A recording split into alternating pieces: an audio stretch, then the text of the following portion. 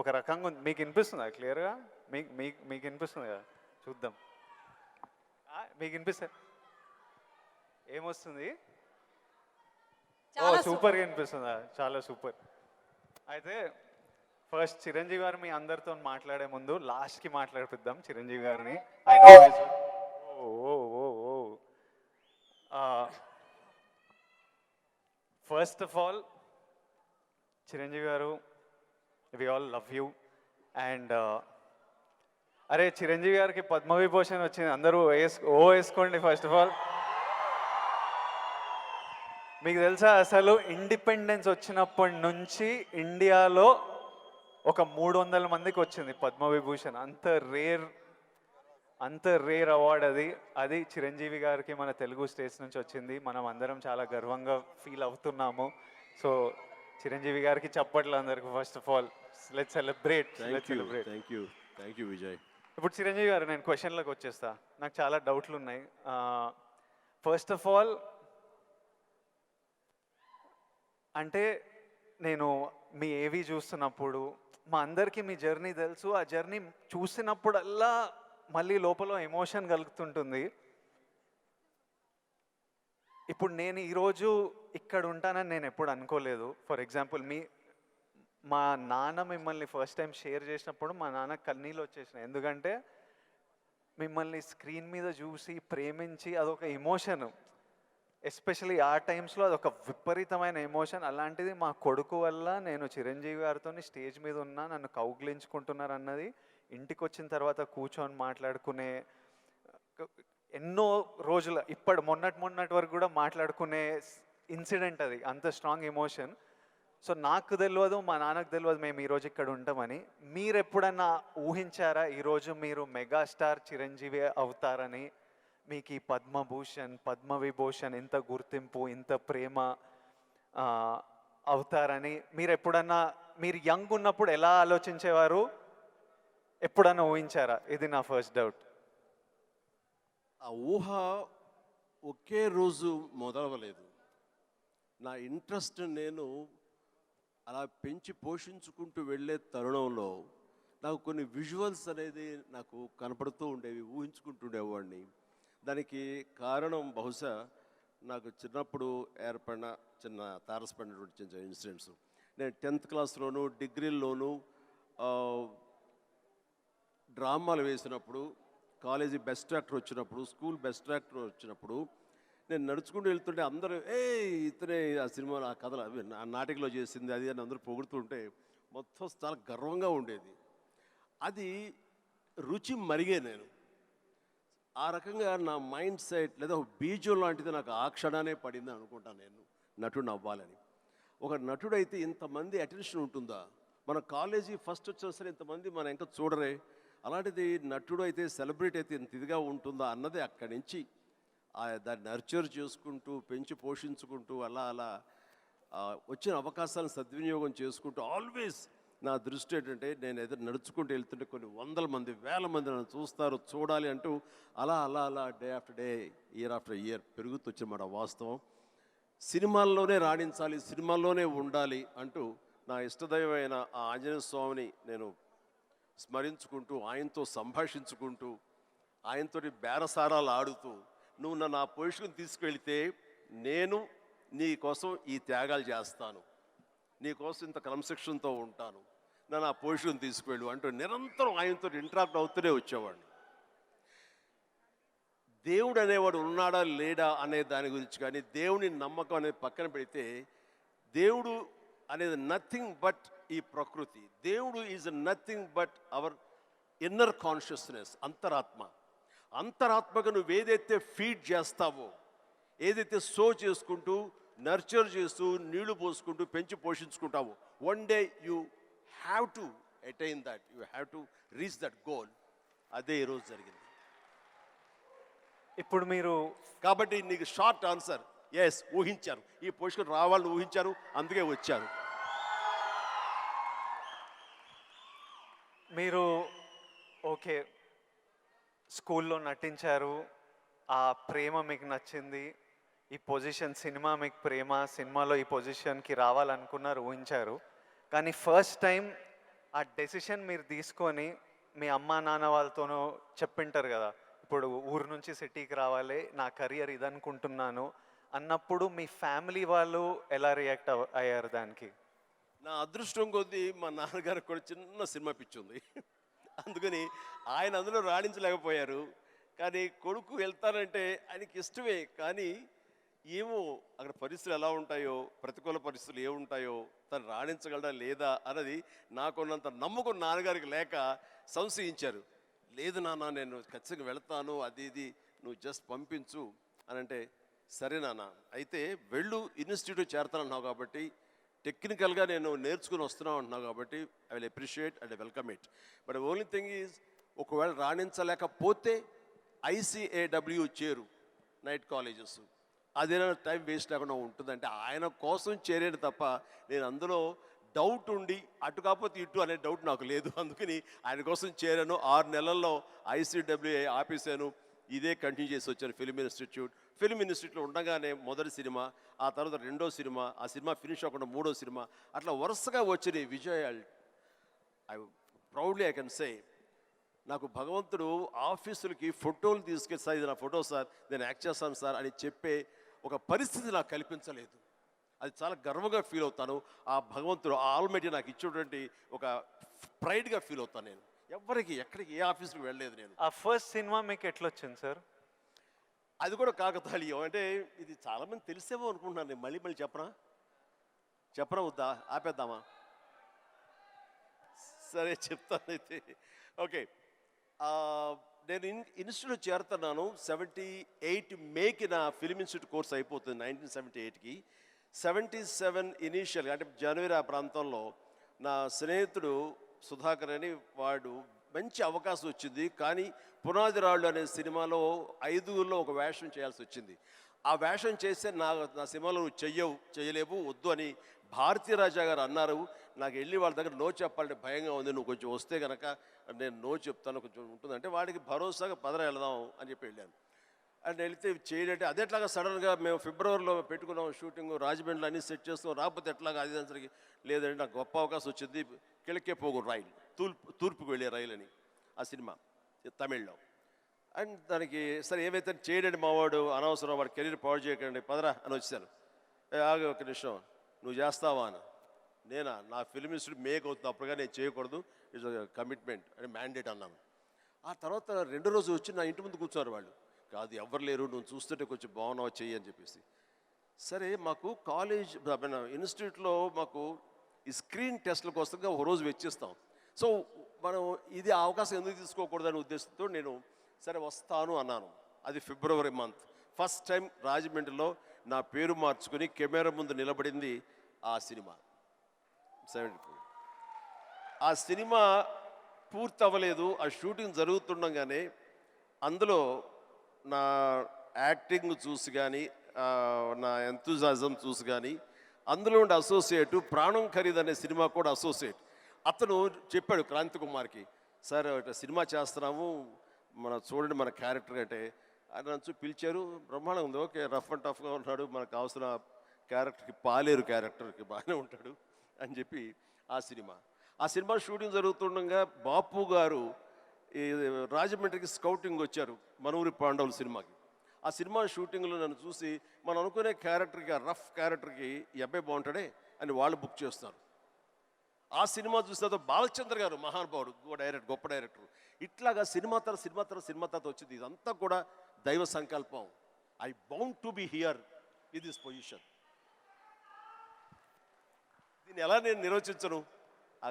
Almighty ప్రకృతి అనివ్వండి, భగవంతుడు అనివ్వండి, నా ఆంజనేయ స్వామి అనివ్వండి, ఆ తర్వాత దాన్ని ఆదరించి పెంచి పోషించిన వాళ్ళు మీరంతా. అంటే నేను ఎప్పుడు ఒక 2 విషయాల్లో బ్యాటిల్ జరుగుతుంటుంది చిరు సార్ హెడ్లో. ఒకటి ఏంటంటే డెస్టినీ.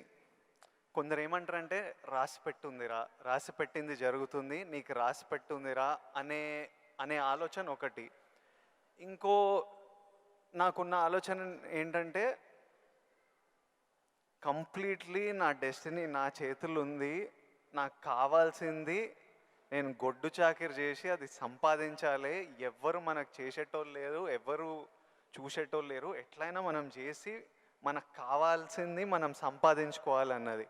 సో ఈ డెస్టినీ అనేది ఉందా, లేకపోతే కంప్లీట్లీ మన ఓన్ శ్రమనా? ఇది నాకు ఇప్పటిదాకా ఫుల్ క్లారిటీ అయితే లేదు. దీని మీద మీ థాట్ ఏంటి? డెస్టినీ అనేది ఎక్కడో ఏమి లేదండి. ఆ డెస్టినీ క్రియేట్ చేసేది కూడా మనమే.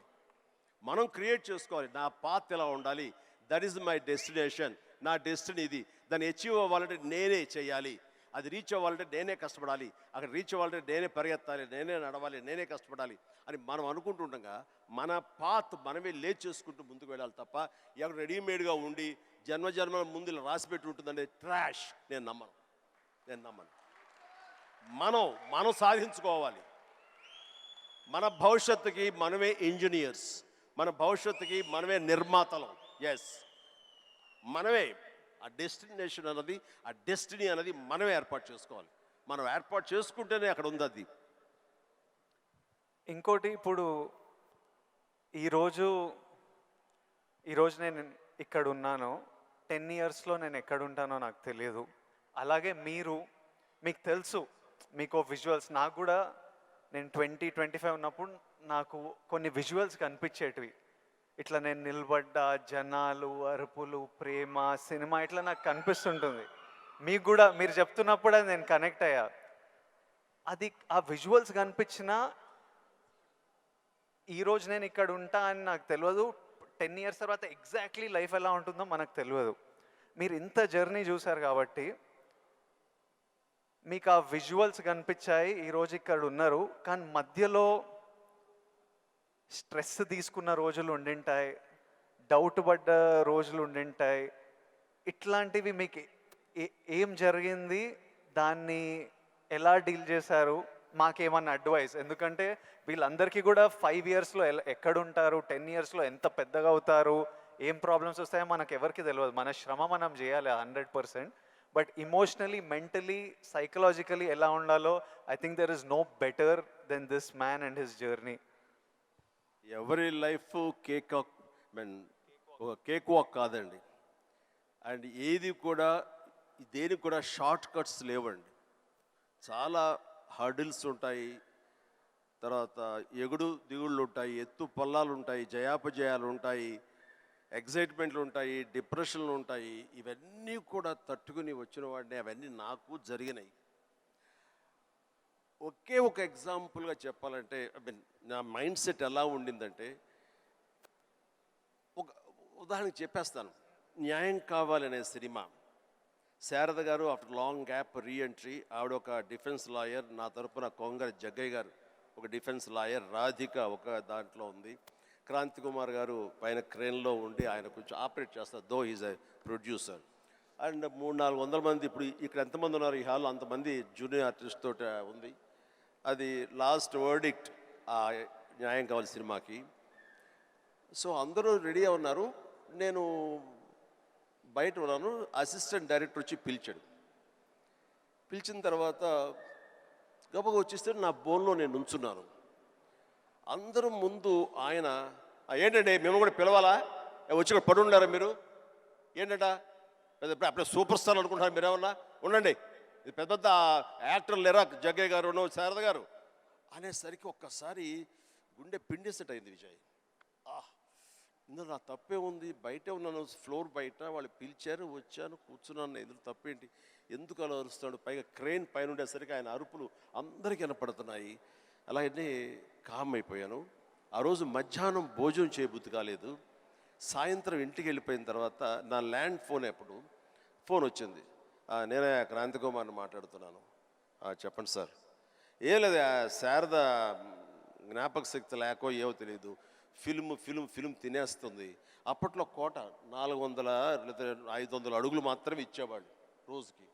ఆయన స్ట్రెస్లో ఆయన ఉన్నాడు, ఆయన కోపాన్ని దాన్ని నా మీద చూపించుకున్నాడు. బట్ అది కాదు నన్ను ఎంత నిర్వీర్యం చేస్తుంది, ఎంత డిప్రెస్ చేస్తుంది, ఇంతమంది ముందు నేను ఎంత అవమానానికి గురవుతాను అనుకున్నాను. కానీ ఆయన అన్న మాటలు, అవమానం అన్నీ పక్కన పెట్టి ఒక్క మాట మాత్రం నా మైండ్లో ఉండిపోయింది. అప్పుడు మీరు సూపర్ స్టార్ అనుకుంటున్నారా అని. ఎస్, అయి చూపిస్తా. ఆ ఒక్క ముక్క మాత్రం నా మైండ్లో నా మదిలో ఉండిపోయింది. కసి పెరిగింది. ఈ అవమానాన్ని దాన్ని ఆయన మీద రెవెంజ్ తీర్చుకునే కంటే కూడాను దాన్ని నేను ఎదుగుదలకు నా స్టెప్స్గా నేను వాడుకున్నాను. ఇది వాస్తవం విజయ్. ఇలాంటివి చాలా జరిగినాయి. నా అవమానాలను కూడా నాకు అనుకూలంగా మార్చుకున్నాను. అందుకని నా ఎవరి మీద ద్వేషం లేదు. ఎవరు ఏమన్నా సరే, ఏ అవాకులు చవాకులు పేలినా సరే ఇలా కూర్చొని నవ్వుకుంటూ ఉంటాను. సార్, ఎందుకంటే ఎంత హార్డ్వేర్ వచ్చాడు నాకు మాత్రమే తెలుసు. అంత హార్డ్వేర్ వచ్చాడు నాకు ఇవన్నీ తట్టుకో నా దాకా రాదు. That's it. ఇప్పుడు మీరు కూర్చొని మీ రీల్ పడుతుంటే ఇంద్రాలో మీరు చూసింటారు, చూడాలనిలో మిమ్మల్ని మీరు చూసినప్పుడు మీకు ఏమనిపిస్తుంటుంది సార్? ఇప్పుడు ఇంద్రాలో షోరీల్లో మీరు చేసిన ఇప్పుడు 25 years నుంచి లాస్ట్ 25-30 yearsలో మీ సినిమాలన్నీ డిఫరెంట్ ఏజ్ గ్రూప్లో మీ మెంటాలిటీ డిఫరెంట్గా ఉండింటుంది. అప్పుడు మీ ఇమోషన్స్, మీ స్ట్రగుల్స్ డిఫరెంట్గా ఉండింటాయి. మీ టెన్షన్లు ఏదో సినిమాకి ఇప్పుడు నాకు ఈరోజు ఫ్యామిలీ స్టార్ రిలీజ్ అవుతుంది. నా షోరీలు ఎప్పుడైనా వేసినప్పుడు నాకు ఎవడే సుబ్రహ్మణ్యంది పడుతుంటే ఆర్ పెళ్లి చూపులది పడుతుంటే నాకు సడన్గా ఆ రోజు నేను ఎంత భయపడుతున్నా నాకు గుర్తొస్తుంటుంది. అంత భయపడాల్సిన అవసరం లేకుండానే అని ఇప్పుడు అనిపిస్తుంది. కానీ ఆ రోజు ఎవరైనా వచ్చి చూస్తారా సినిమా, మన ఫ్యూచర్ ఏంటి, ఆ ఫస్ట్ సినిమాలు ఉంటాయి కదా. కొన్ని సినిమాలు చూసినప్పుడు అర్జున్ రెడ్డి అప్పుడు చూసినప్పుడు అప్పుడు ఎంత ర్యాష్గా ఉండేవాడిని, యంగ్ ఉండేవాడిని, మన జుట్టు వేరేలా ఉంటుంది, మన బాడీ వేరేలా ఉంటుంది, మన ఫీచర్స్ వేరేలా ఉంటాయి. మమ్మల్ని మనం చూసుకున్నప్పుడే ఒకలాగా విచిత్రంగా అనిపిస్తుంటుంది, ఇమోషన్స్ వస్తుంటాయి. అలాంటిది మీరు ఇవన్నీ iconic films, for example Indra అయితే మేమంతా అసలు mad about Indra. Most of your films మీకేమనిపిస్తుంటుంది మీరు చూసినప్పుడు? నాకు పెద్ద తేడా ఏం లేదు. ఇప్పుడు మ్యూజిక్ వేసి వేడం బిట్ ఏమంటే వేస్తాను. ఇప్పుడు అప్పట్లో అలా వేశారు. ఇప్పుడు చూస్తుంటే అప్పట్లో ఆ రెండు నాకు ఇష్టం లేని పదాలు. ఎందుకంటే అప్పట్లో అన్నావంటే ఇప్పట్లో నువ్వేమి లేనట్టే అని నాకు అస్సలు అస్సలు కాదు. ఇప్పుడు ఇంకెక్కడో ఉన్నారు. అప్పట్లో కదా అని అనుకోను నేను ఇప్పుడేం డెలివరీ చేయగలను, ఇప్పుడేం ఇవ్వగలను అనేది నా ఆలోచన. అలాగే ఉంటుంది. ఇప్పుడు మీరు అన్నట్లు ఇందాక షోరీలు చూస్తుంటే వైనాట్ వేస్తాను ఇప్పుడు కావాలంటే అనిపిస్తుంటుంది. దానికి కావాల్సిన అంటే ఫిజికల్గా అప్పుడంత యాక్టివ్గా ఉంటామా లేదా అనే దాని మీద మనది మభ్య పెట్టుకోకూడదు. కానీ బట్ మిగతా ఎనర్జీ కానీ జోష్ కానీ అదే హుషారు, అదే రక్తం, అదే తీరు అంటే మాత్రం ఏం తేడా లేదు. అది ఎప్పుడు కానీ ఒకటి మీరు అన్నట్లుగా నేను అర్జున్ రెడ్డిలో చూస్తుంటే ఆ రోజు నా కాన్ఫిడెన్స్, నేను నా హెయిర్ స్టైల్, నా పొగరు ఇవన్నీ చూస్తుంటే అవన్నీ మీ పెట్టుబడులు. అది మీ క్యారెక్టరైజేషన్. నా ఉద్దేశం, నా సలహా ఏంటంటే ఎప్పుడు వాటిని వదులుకోకండి. అవన్నీ కూడా మీకు మీ క్యారెక్టర్ నిలబెట్టేటటువంటి మీ చుట్టూ ఉండే కంచు కోటలవి. దాని నుంచి ఎప్పుడు షార్ట్ అవడం కానీ దాన్ని అలా ఉండదు. ఎప్పుడు అదే పొగరుతో ఉండండి, అదే యాటిట్యూడ్తో ఉండండి. You will be loved by many millions of the people. అది మీ ఎస్సెట్. అది ప్రతి వాళ్ళకి ఒక ఎస్సెట్ ఉంటుంది. నేను తల్లగా అరే ఏమో దొబ్బుతున్నారు ఏంట్రా బాబు అన్నానుకో, ఆ డైలాగ్ నాకు అతకదు, నీకు అతుకుతుంది, నేను లైక్ చేస్తాను అట్లా. అందుకని మన దగ్గర ఏవే ప్లస్ పాయింట్స్ ఉంటాయో వాటిల్లోనే మనం ఓన్ చేసుకోవాలి, వాటితోనే మనం ఇంటరాక్ట్ అవ్వాలి, వాటితోనే మనం అట్రాక్ట్ చేసుకోగలగాలి. అందుకనే అవి మీ అసెట్స్ ఏమున్నాయో అవి ముందు గుర్తించాలి.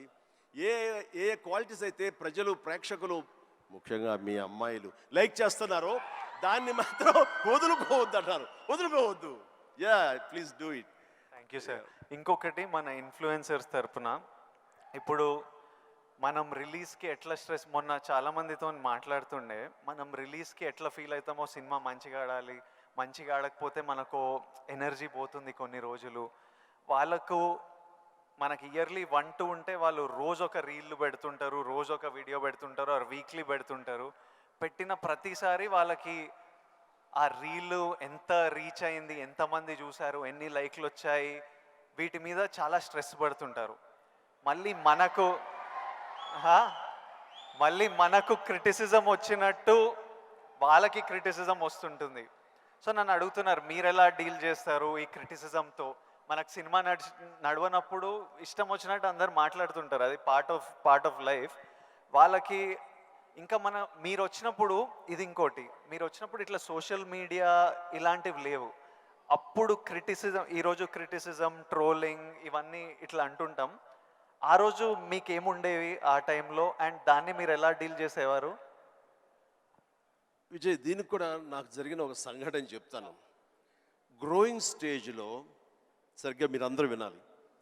గ్రోయింగ్ స్టేజ్లో మనం చాలా వల్నరబుల్గా ఉంటాం, బిక్కుమంటూ ఉంటాం, రాణిస్తామా రాణించమా అనే సమయంలో.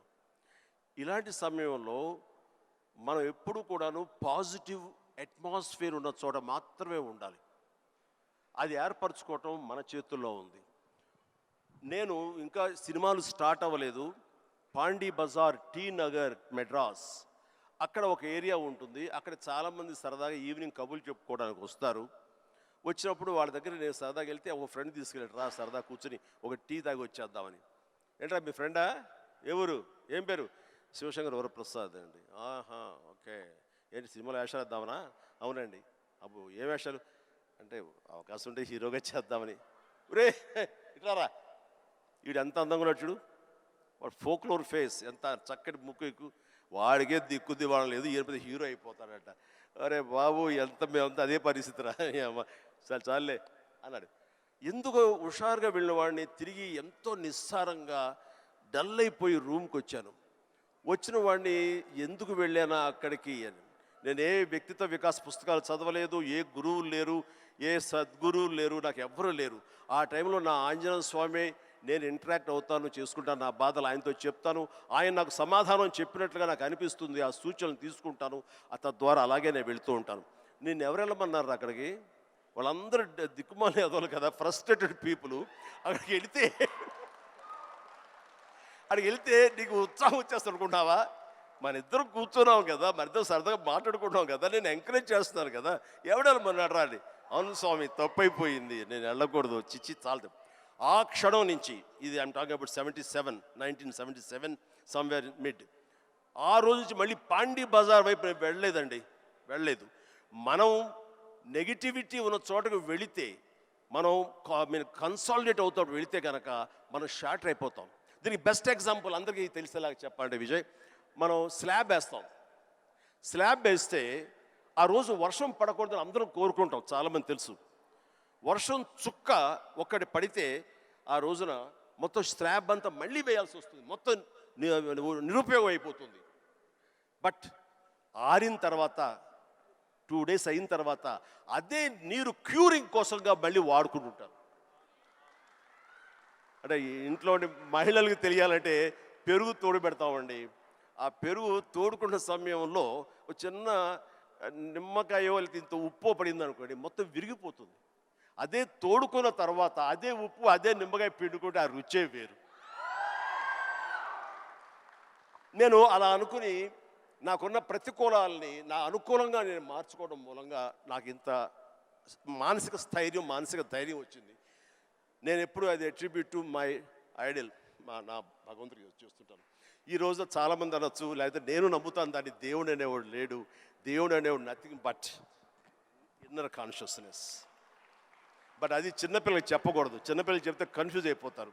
సో భగవంతుడు ఉన్నాడనే నమ్మండి, భగవంతుడి ఇంటరాక్ట్ అవ్వండి. ఇవన్నీ కూడా లేటెస్ట్ స్టేజ్లో ఇవి నాతో నేను సంభాషించుకోవడం తర్వాత తెలుస్తుంది. బట్ ఎస్, దట్ హౌ నేను మలుచుకుంటూ ఈ స్టేజ్కి వచ్చాను. ఇప్పుడు ఒక చిన్న కాంప్లికేషన్ సార్, మా జనరేషన్ ఇప్పుడు కొత్తగా మీకు కూడా మనందరికీ ఒక చిన్న కాంప్లికేషన్ ఏంటంటే, అప్పుడు వీళ్ళు ఫ్రస్ట్రేటెడ్ వాళ్ళు పాండీ బజార్లో కూర్చున్నారు, అక్కడ వెళ్ళొద్దు, నెగిటివిటీ నుంచి దూరంగా ఉండాలి, మనం ఎందుకు అక్కడ వెళ్ళాలని దూరంగా ఉండి మీ పని మీద మీరు ఫోకస్ చేశారు. ఇప్పుడు ఇంటర్నెట్ వచ్చేసరికి మనం ఎక్కడ పోవక్కర్లే, మనం పాండీ బజార్ వెళ్ళకపోయినా వాళ్ళు ప్రతి దగ్గర చుట్టుపక్కల అందరికీ ఉంటారు, వాళ్ళ వీడియో వాళ్ళు చేసుకుంటే కింద ఎవడో వచ్చి వేస్తూనే ఉంటారు. ఇప్పుడు దీన్ని ఈ జనరేషన్ ఎట్లా డీల్ చేయాలి? ఇప్పుడు కొత్త రకాల ప్రాబ్లం వస్తున్నాయి ప్రతి ఇయర్. సో దీన్ని మాలాంటి వాళ్ళు ఈ జనరేషన్ వాళ్ళు ఎలా డీల్ చేయాలో ఎనీ ఇన్పుట్స్? ఆ రోజుల్లో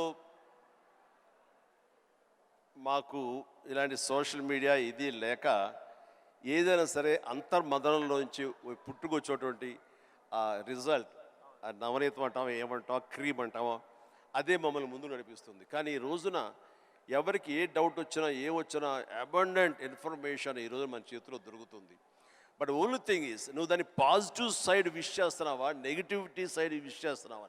నెగిటివ్ సైడ్ అనేది చాలా ఈజీగా అట్రాక్ట్ అయిపోతాం మనం. అది ఎగ్జైట్మెంట్ ఇచ్చేస్తుంటుంది అండ్ ఎక్కడ లేనటువంటి హుషారుని ఇచ్చేస్తుంటుంది.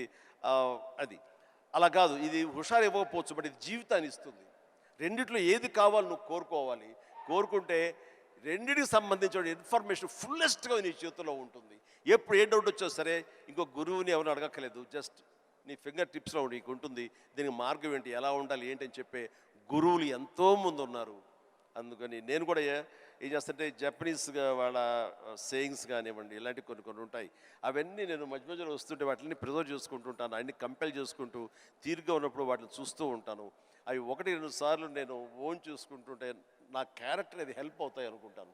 అలాగా ఈరోజు నిజంగా బోల్డ్ అంత ఇన్ఫర్మేషన్ ఉంది. అండ్ సీక్రెట్ అనే ఒక బుక్ నేను ఒక 20 ఏళ్ల క్రితం చదివాను. అది నా ఎంత ఇన్ఫ్లుయెన్స్ చేసింది, ఎంత ఉపయోగపడింది నాకంటే అంత ఇంత కాదు.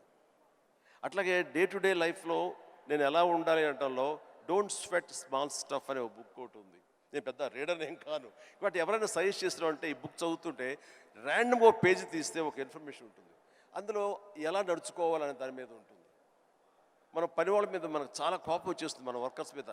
మరి చెప్తే అర్థం చేసుకోరా ఫూల్ అని వాడు చెబితే వెంటనే అర్థమైతే వాడు మరొక మెగాస్టార్ అవుతాడు. వాడు ఆ పరిస్థితి ఎందుకు ఉంటాడు, తన స్థాయి తన ఐక్యూ అలాగే ఉంటుంది. కాబట్టి వాడికి నువ్వు అడ్జస్ట్ అవ్వాలి. So better try to live with the imperfection అన్నాడు. అది నీకు హాయిని చేకూరుస్తుంది. వాడికి ఇన్పర్ఫెక్షనే కాబట్టి ఓపిక ఇంకోసారి చెప్పుకో, అర్థమయ్యేలాగా ఇంకోసారి చెప్పుకో. అంతేగాని అది మన మనసులో అనుకున్నామో లేదో, మన నోటు దాటిందో లేదో బ్రహ్మాండంగా అర్థం చేసుకోవడానికి వాడేమి నీ లెవెల్ ఆఫ్ ఐక్యూ కాదు, కాబట్టి నీ దగ్గర పనిచేస్తున్నాడు. సో అట్లాగా ప్రతి నా రొటీన్ లైఫ్లో నన్ను నేను చక్కగా నా జీవితం తీర్చిదిద్దుకోవడానికి ఈరోజు మీరన్న ఈ ఇన్ఫర్మేషన్ సోషల్ మీడియా నాకు ఉపయోగపడుతుంది. అండ్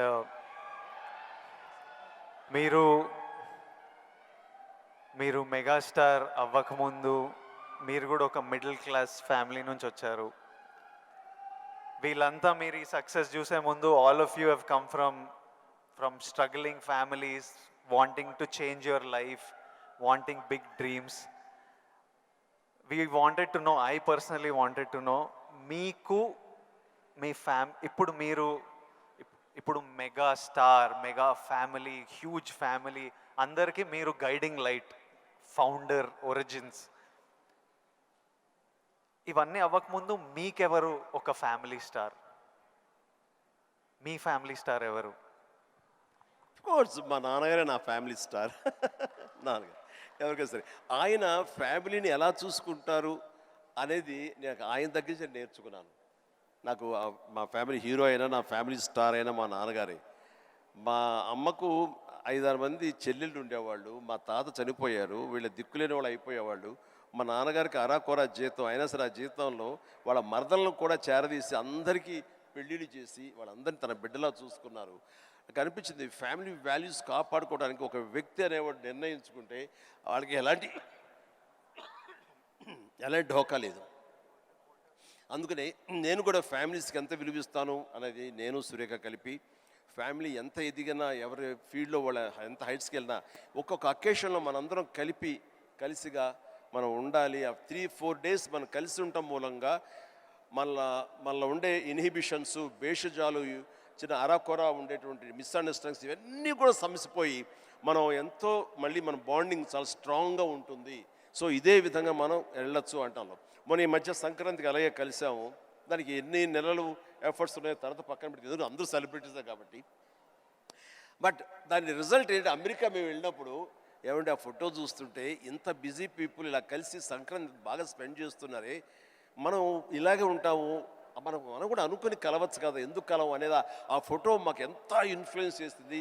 ఆ పిక్చరు ఇది మీరు ఎంత గ్రేట్ మెసేజ్ ఇచ్చారు మీరు అనేది అంటుంటే, ఓ థ్యాంక్ యూ అనుకున్నాను. మీరందరూ కలిసి సెలబ్రేట్ చేస్తుంటే మేమంతా చాలా ఎంజాయ్ చేస్తాం. మీరు దోసలు చేస్తుంటారు అందరి కోసం.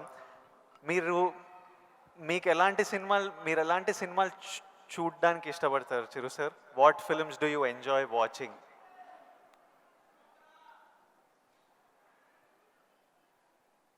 చెప్తే నవ్వుతారు వాళ్ళు. తెలియాలి మా అందరి క్యూరియాసిటీ. ఎందుకంటే మా ఇంట్లో నవ్వుతారు. అది మిక్కీ మౌస్, లార్ల్ అండ్ హార్డీ, ఇలాంటి సినిమాలన్నీ చూస్తుంటాను.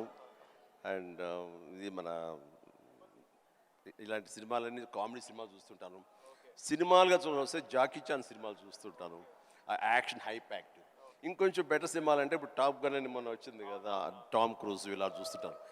ఏమంటే ఆ లవ్ స్టోరీ ఉన్న చూసారా మీరు, ఎంత బాగుంది టైటానిక్ షిప్. మీరు చూడాలంటే వావ్ గ్రేట్ మూవీ ఎస్ అన్నాను, కానీ నేను దాన్ని చూడలేకపోయాను. అంటే ఏదో విషాదం, బాధ అది అన్ని. అందుకనే నేను సినిమాలకు సంబంధించి మాత్రం లైట్ హార్టెడ్ ఫిలిమ్స్ చూస్తాను.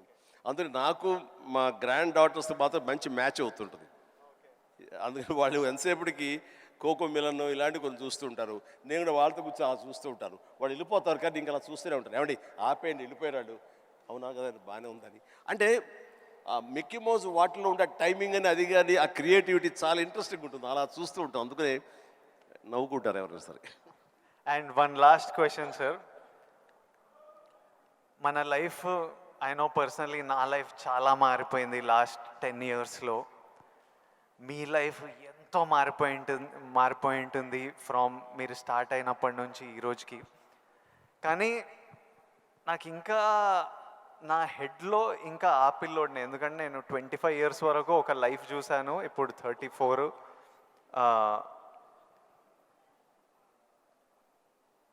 ఐ వాంట్ టు నో, ఇంకొన్ని అలవాట్లు అలా ఉండిపోతాయి. ఫర్ ఎగ్జాంపుల్ కొన్ని మిడిల్ క్లాస్ అలవాట్లు, అలానే మీరు ఎంత లగ్జరీ ఎంత డబ్బు చూస్తున్నా కొన్ని హ్యాబిట్స్ అలా ఉండిపోతాయి. ఫర్ ఎగ్జాంపుల్ నేను ఇప్పటిదాకా నా షాంపూ బాటిల్ అయిపోతే ఇంకా దాంట్లో నీళ్లు నింపి ఇట్లా షేక్ చేసి పోసుకొని అప్పుడే బాటిల్ పడేస్తాను, లేకపోతే నా వల్ల కాదు పడేయడం. అట్లాంటిది మీకేం హ్యాబిట్స్ ఉన్నాయి ఈ రోజు వరకు? నా మనసును టచ్ చేసావు. నేను నా గోడు చెప్పుకుంటాను. లైట్లన్నీ ఆన్ చేసి వెళ్ళిపోతానండి, నేను మళ్ళీ వెళ్ళి అన్నీ ఆఫ్ చేసుకుంటూ వెళ్తానండి. టెల్ మీ ఒక 5 చెప్పండి ఇలాంటివి. అలాగా తర్వాత హీటర్ ఆన్ చేస్తారు, గీజరు, అంత స్నానం అయిపోతే వెళ్ళిపోతారు. నేను ఎత్తుక్కుని గీజరు ఆన్ చేస్తాను. ఇప్పుడు టెన్షన్ ఎక్కువైపోయి ఏం చేస్తారంటే నా మొబైల్లోనే మా ఇంట్లో ఉండే ఆల్ లైట్స్, ఏసీస్ ఇవన్నీ. మీరు నమ్మరు, ఇవాళ చరణ్ ఏదో బ్యాంకాక్ వెళ్ళిపోయాడు. వెళ్ళిన తర్వాత ఆవిడ ఫ్లోరు క్లోజ్ చేశారు. ఏమైనా లైట్లు ఆన్ చేసి వెళ్ళిపోయారు ఏంటో చెప్పేసి మొబైల్ యాప్ ఓపెన్ చేసి, అరే చాలా 5-6 లైట్లు ఆన్ చేస్తున్నాయి, ఎవరి కోసం ఇవి చూసుకోరు వ్యధవాలు అని చెప్పేసి మొత్తం అంతా కలిపి అన్నీ ఆఫ్ చేసుకుంటూ వచ్చాను. దీన్ని మిడిల్ క్లాస్ మెంటాలిటీ అంటారు. ఇది అవసరం. ఈ రోజున వాటర్ కూడా ఎక్కువ. Yes thank you. ఈ రోజున నువ్వు అంటున్నావు నువ్వు షాంపూ చెప్పావు కదా, నేనేం చేస్తాను చెప్పనా, అయిపోయిన సోపులన్నీ కలిపి గట్టిగా కంప్రెస్ చేసి, ఇది నిజమండి నమ్మరు, ఇది చెబితే సో ఇలా నీళ్లు పోసుకునే కుదించి ఆఖరిగా షాంపూ అది నేను వాడతాను. అందుకనే ఆయన చెప్పగానే ముందు నాకు చాలా రిలేట్ అయ్యాను నేను. సో సోప్ ముక్కలన్నీ కలిపి కంప్రెస్ చేసి అదో సోప్లాగా వాడి అది వాడతాను. అంటే ఇది మన మెంటాలిటీ అలా ఉంది, అలా చేయాలి. ఈ రోజున అలాగే వాటర్ కూడా నేను చెప్తాను, ఈ వాటర్ క్రైసిస్ రాబోతున్నందుకు ఈ మధ్య మేము బెంగళూరులో హౌస్ కట్టామండి. బెంగళూరులోనే ఎంత నీటి ఎద్దడి ఉందని మీకు అందరికీ తెలుసు. అక్కడ ఇంకుడు గుంటల్లాగా పెట్టి వాటర్ని గ్రౌండ్లో ఆ వాటర్ బెడ్స్ మెయింటైన్ చేయడం కోసం ఎవరు ప్రయత్నాలు చేయలేదు. అలాంటివి చేయాలని చెప్పేసి నేను 1 year బ్యాక్ అన్నీ ఏర్పాటు చేశాను. ఇప్పుడు ఈ మధ్య దాన్ని ట్వీట్ చేశాను, ఇలా చేశాను బెంగళూరులో నా ఇంట్లో. ఇది ప్రతి ఒక్కరు చేసే కనుక ఆ నీటి రిజర్వ్ కన్జర్వేషన్ మనం ప్రొటెక్ట్ చేసుకోవచ్చు అని చెప్పేసి చాలా అవసరం అండి. ఇది ఇలాంటివన్నీ కూడా చూసేవాళ్ళకు ఉంటుంది. రేపు పొద్దున మేము మా సంద కలిపి సోపు ముక్కలని మడతపెట్టి అని రాస్తారు, అది ఎగత్తాళిగా రాస్తారు. మీరు దాని నుంచి నీతిగా రాయండి, 10 మందికి ఉపయోగపడుతుంది. వాటర్ ఇంత జాగ్రత్తగా మన షాంపులు కానీ విజయ్ దేవరకొండ చిరంజీవి లాంటి వాళ్ళు ఇలాగ వాడుతున్నారు. వాళ్ళు సూపర్ స్టార్స్ అయి ఉండొచ్చు, లగ్జరీ లైఫ్ అయితే అయి ఉండొచ్చు. అయిపోగా తీసి పడేరండి, అందులో నీళ్లు పోసుకుంటూ షేక్ చేసుకుంటూ వాడతారు. సోపు ముక్కల్ని 4-5 ముక్కల్ని అతికించుకుని ఒక సోపుగా చేసుకుని మళ్ళీ ఏదో వారం పాటు వాడుకుంటారండి. అండ్ ఒక ట్యాప్ ఓపెన్ చేసి షేవింగ్ చేసుకున్న ఇంకోటి చేసుకున్న ఆ వాటర్ని వేస్ట్ చేయకుండా ప్రొటెక్ట్ చేసుకుంటారండి. లైట్స్ అన్నీ ఆఫ్ చేసుకున్నావా లేదా, గీజర్ అన్నీ ఆఫ్ చేసావా లేదా అని వస్తే చూసుకుంటూనే ఉంటామండి, despite our busy schedules. So సామాన్యులకి ఇంకెంత బాధ్యత ఉంది, చెయ్యాలి. అందుకని ఇవన్నీ కూడా మీరు సరదాగా రాసుకున్నా సరే వీటి వెనకాల ఆంతర్య మాత్రం సీరియస్నెస్ మీ ద్వారా, మీలాంటి ఇన్ఫ్లుయెన్సర్స్ ద్వారా ప్రజానీకానికి వెళ్ళాలి. ప్రతి వాళ్ళు ఉండాలి. అందరూ తల ఒక చేయిస్తేనే, సో ఒక బిందు కలిస్తేనే సింధు అన్నట్లుగా మీరు అందరూ అనుకుంటేనే నీటి ఎద్దడి లేకుండా జరుగుతుంది, ఈ పవర్ కట్ లేకుండా జరుగుతుంది. అందుకని ఆ రకంగా ఇన్ఫ్లుయెన్సర్స్ వీళ్ళందరూ ఉపయోగపడాలి. చాలా మంచి క్వశ్చన్ వేసి టచ్ చేసాం. నాకు ఒక్క డౌట్ వస్తుంది విజయ్, రేపు మీ సినిమా రిలీజ్ కదా, ఆ సినిమా గురించి కదా మాలాంటి వాళ్ళు అడిగితే మీరు చక్కగా చెప్తే వాళ్ళకి క్యూరియాసిటీ ఉంటుంది. నా గురించి, నా గతం గురించి ఎందుకు చెప్పు. ఇదే ఇంట్రెస్టింగ్ సార్. ఇది మా అందరికీ పనికొచ్చే యూస్ఫుల్. నేను మిమ్మల్ని కలిసినప్పుడల్లా ఈ టాపిక్ మాట్లాడదామని కూర్చుంటా, కానీ మీకు షార్ట్ రెడీ మిమ్మల్ని ఎప్పుడు సెట్స్ మీద కలుస్తా, లేకపోతే ఈ ఫంక్షన్లలో కలుస్తా. ఈరోజు మంచిగా నాకు ఆపర్చునిటీ దొరికింది. అండ్ ఐ నో నాలాంటి వాళ్ళు ఎంతోమంది ఇది వినడానికి వెయిట్ చేస్తుంటారు. ఎందుకంటే మీ జర్నీ మనకి ఇన్స్పిరేషన్ మన చుట్టుపక్కల నుంచే తీసుకోవాలి. నేను యాక్టర్ అవుదామని నేను ఫిక్స్ అయినా, నేను యాక్టర్ అవుతా, నేను యాక్టర్ కాదు చాలా పెద్ద యాక్టర్ అవుతా అని చెప్పేవాడిని. ఒక్క సినిమా లేదు చేతిలో, కానీ ఇట్లాంటి ముచ్చట చెప్పేవాడిని. కానీ ట్రై చేసినప్పుడు నాకు అర్థమైంది ఇది ఈజీ కాదరా, అసలు ఆఫీసులకే ఎంట్రీ ఇస్తలేరు అన్నప్పుడు. సో నేను రోజు ఇంట్లో ఒక 2-3 ఇయర్స్ అట్లా ఇంట్లో కూర్చొని ఇంకా కొంచెం లో అయిపోతుంటే డాడీ అప్పుడు మీ గురించి చెప్పేవారు, అరే చిరంజీవి గారు మీ స్టోరీ చెప్పేవారు, మీరు ఎట్లొచ్చారు, ఎట్లా మీ పర్ఫార్మెన్స్తోని, మీ బిహేవియర్తోని, మీ ఇంటెలిజెన్స్తోని మీ జర్నీ గురించి మాట్లాడి, and he reminded me that you came from nowhere. And నాకు అరే ఇంకొకరు వచ్చి ఈరోజు అప్పటికి మీరు మెగాస్టార్, అరే ఎవరో ఫ్రమ్ నథింగ్ వచ్చి మెగాస్టార్ అయ్యారంటే మనం ఎందుకు కాలేమో, అవ్వచ్చు కదా అని నేను మీ జర్నీ నుంచి అది తీసుకున్నా. సో ఈరోజు ఈ కాన్వర్జేషన్ నుంచి ఎంతోమంది ఎన్నో డీటెయిల్స్ తీసుకుంటారు, ఎవరికో ఎలానో హెల్ప్ అవుతుంది అన్న నమ్మకం. అందుకే ఈ కాన్వర్జేషన్. అండ్ ఫ్యామిలీ స్టార్ గురించి ఏప్రిల్ 5th వస్తుంది. మిగతా కంటెంట్ అంతా మీరు చూసారు, ఇంకా చెప్పే అవసరం లేదు. ఈరోజు బుకింగ్స్ కూడా ఓపెన్ అయిపోయాయి. ఐ నో దట్ చిరంజీవి గారు చూసిన తర్వాత విపరీతంగా ఎంజాయ్ చేస్తారు. చిరంజీవి గారికి గీతా గోవిందం కూడా చాలా ఇష్టం. గీతా గోవిందం చూసి మా సక్సెస్ మీట్కి వచ్చి ఎంతో ఎంజాయ్ చేశారు కాబట్టి మా సక్సెస్ మీట్కి వచ్చి మాతో సెలబ్రేట్ చేశారు. అండ్ ఐ నో ఇది నెక్స్ట్ లెవెల్ ఆఫ్ గీతా గోవిందం ఉంటుంది కాబట్టి చిరంజీవి గారికి హ్యూమర్ ఇష్టం కాబట్టి. ఇంకోటి చెప్పాలి మీకు, నేను సినిమాలు చేస్తుంటే ఎప్పుడు మా టీం ఒకటి ఉంటుంది, నా ఫ్రెండ్స్, నా మేనేజర్, వాళ్ళు ఎప్పుడు విజయ్ నువ్వు ఎప్పుడు ఇట్లా సీరియస్ సినిమాలు చేస్తావు, ఎప్పుడు ఏదో రియలిస్టిక్గా ఉండాలని, ఇట్లా కాదు, మేము యాజ్ ఫ్యాన్స్ మా హీరో అల్లరి చేస్తుంటే స్క్రీన్ మీద ఎంజాయ్ చేస్తాము అని నేను అర్థం చేసుకోకపోయేవాడిని. ఊరికే మీ ఎగ్జాంపుల్ ఇచ్చేవారు, చిరంజీవి గారు స్క్రీన్ మీద అల్లరి చేసి డ్యాన్స్ చేసి అట్లా మమ్మల్ని ఎంటర్టైన్ చేస్తే మేము ఎంత ఎంజాయ్ చేస్తాము అని నాకు గుర్తు చేసి మీ సినిమాలు రిలీజ్ అయినప్పుడల్లా నాకు పంపిస్తారు, ఈ చూడు. ఇప్పటిదాకా మొన్న వాల్టేర్ వీరయ్య అవి కూడా పంపిస్తూ, చూడు చిరంజీవి గారు ఇట్లా చేస్తే మేము థియేటర్లో ఎంత ఎంజాయ్ చేసామని. ఫైనల్గా అల్లరి చేసిన చిరంజీవి గారు ఈ సినిమాలో, and they are all happy, my team. So hopefully you will enjoy the film too. And finally should we surprise Chiranjeevi garu? Should we do the surprise last? దానికన్నా ఒక్క సెకండ్ ముందు we have a few more activities. Actually మీకు నేను ఉన్నానని గుర్తు చేద్దాం అనుకున్నా. So all the very best. ఎందుకంటే నాకు గీతా గోవిందం, పరశురామ్ అండ్ తన దీంట్లో నాకు చాలా ఇష్టం. అందుకని అండ్ మాకు ఒక్కొక్క సినిమా రిలీజ్ అయ్యే ముందు ఎంత